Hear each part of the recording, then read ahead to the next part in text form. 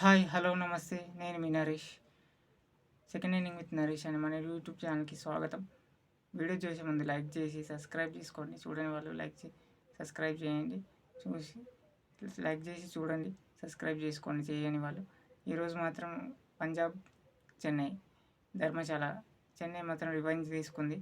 Match చేసి 168 runs చేసి చేయలేకపోయింది. పంజాబ్ కూడా చేసింగే బలం టీంకి.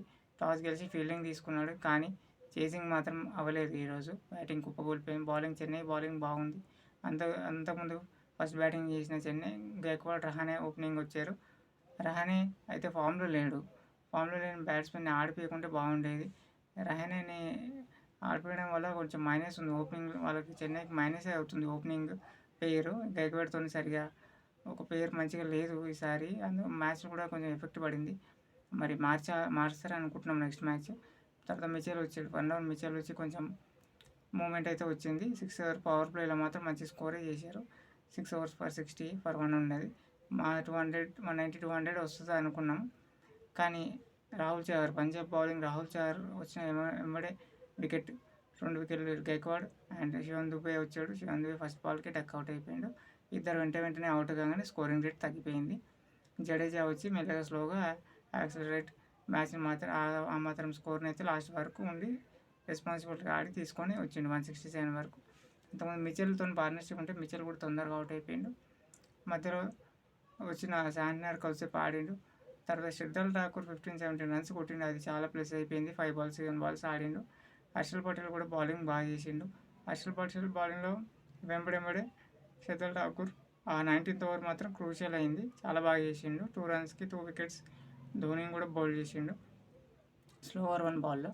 నెక్స్ట్ లాస్ట్ ఓవర్ మాత్రం 16 runs మళ్ళీ వచ్చినాయి. జడేజా కొట్టినాడు రన్స్ 16 runsతో మళ్ళీ ఆ 167 స్కోర్కి అయితే రీచ్ అయ్యారు. కానీ పంజాబ్ బౌలింగ్ మాత్రం బాగా చేసారు ఈరోజు. హర్షల్ పటేల్ అండ్ రాహుల్ చహర్ మాత్రం బాగా చేసి ఆ 167 అయితే పంజాబ్ ఈజీగా చేజ్ చేసేది. 250 200 చేజ్ చేసిన వాళ్ళు అంత భారీగా బ్యాట్స్మెన్స్ లైనప్ ఉన్న వాళ్ళు ఫామ్లో ఉన్నారు, కానీ చేజ్ చేస్తారు అనుకున్నాం. కానీ ఈరోజు చాలా కుప్పకూలిపోయారు. ఫస్ట్ బ్యారిస్టో అండ్ ప్రభు సిమ్రాన్ సింగ్ ఎట్లా ఓపెనర్స్ వచ్చారు. ప్రభు సిమ్రాన్ పర్లేదు. ఫస్ట్ బ్యారిస్టోని తుషార్ దేశపాండే వెంబడే 2 wickets. రసో బ్యారిస్టోని ఇద్దరిని క్లీన్ బౌల్ చేసిండు. ఇంకా మ్యాచ్ అయిపోయింది. 9 for 2 ఉన్నది. 9 runs for 2 wickets. తర్వాత శశాంక్ సింగ్ వచ్చిండు. శశాంక్తోనే ఆశలు ఉండే, కానీ బాగా ఆడిండు 20-27. ఇద్దరు కలిసి సిమ్రాన్ సింగ్తో 50 runs పార్ట్నర్షిప్ చేశారు ఇద్దరు కలిసి.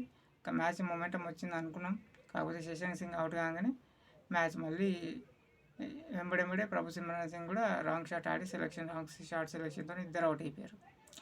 ఎప్పుడైతే శశాంక్ సింగ్ అవుట్ అయ్యిండో మ్యాచ్ సగం అయిపోయినట్టే. ఎందుకంటే తనే మెల్లిగా ఆడి తనే మ్యాచ్ని తీసుకొచ్చేవాడు ప్రతి మ్యాచ్ కూడా పంజాబ్కి.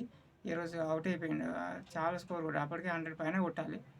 అవుట్ అయిపోయిన తర్వాత శామ్ కరణ్ అయితే తన వల్ల కాదు.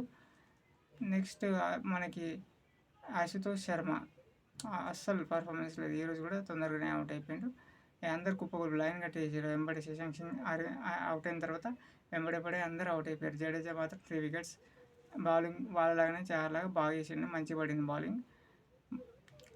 అసలు శామ్ కరణ్, జితేష్ శర్మ, మళ్ళీ ఇక్కడ పంజాబ్లో మాత్రం జితేష్ శర్మ గురించి చెప్పుకుంటే ఒక్క మ్యాచ్ కూడా బాగా ఆడట్లేదు.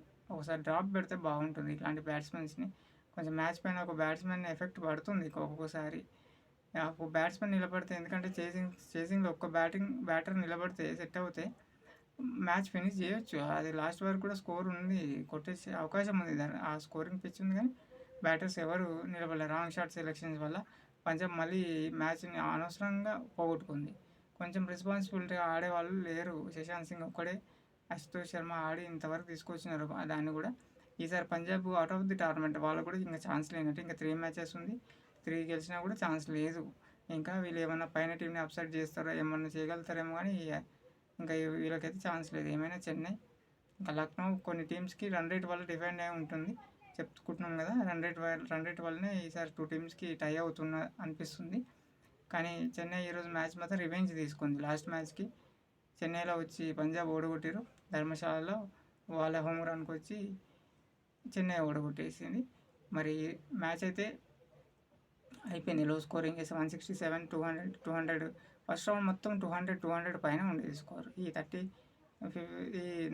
ఈ వీక్ మొత్తం కూడా 160, 140, 150 స్కోరింగ్ మ్యాచెస్ మొత్తం మారిపోయినాయి. ప్రెడిక్షన్ కూడా కష్టమవుతుంది. పిచ్ రిపోర్ట్స్ కూడా రాంగ్ అవుతున్నాయి. మ్యాచెస్ మొత్తం చేంజ్ అవుతున్నాయి. మ్యాచ్ ఒకరు గెలుస్తారు అనుకునేది ఒకరు చేసింగ్ అవ్వట్లేదు. చాలా వరకు అనుకున్నాం చేసింగే ఎక్కువ గెలుస్తుందని. ఆ మ్యాచెస్ 200 స్కోరింగ్ రేట్ అవన్నీ చూసి పిచ్చెస్ అట్లా చేసారు ఎంటర్టైన్మెంట్ కోసం, అది ఏదైనా చెప్పారు చాలా.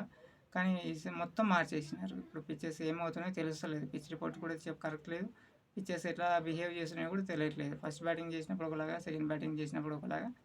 మరి ఇప్పుడైతే కలకత్తా మ్యాచ్ ఉంది. లక్నో కూడా చాలా ఇంపార్టెంట్ మ్యాచ్ కేకేఆర్కి. మరి ఇప్పుడు లక్నో టాస్ గెలిచి అయితే ఫీల్డింగ్ తీసుకుంది. మరి చేసింగ్ ఉంటుందంట. చేసింగ్ ఈజీ అని తీసుకుంది. మరి కేకేఆర్ ఎంత స్కోర్ చేస్తుందో మరి చూద్దాం. నైట్ మ్యాచ్ ఆ మ్యాచ్ రివ్యూతో మళ్ళీ కలుద్దాం. ఇప్పుడు ఈ రివ్యూ నచ్చినట్టయితే లైక్ చేయండి, సబ్స్క్రైబ్ చేసి సపోర్ట్ చేయండి. మళ్ళీ నైట్ మ్యాచ్తో రివ్యూతో కలుద్దాం. Thank you.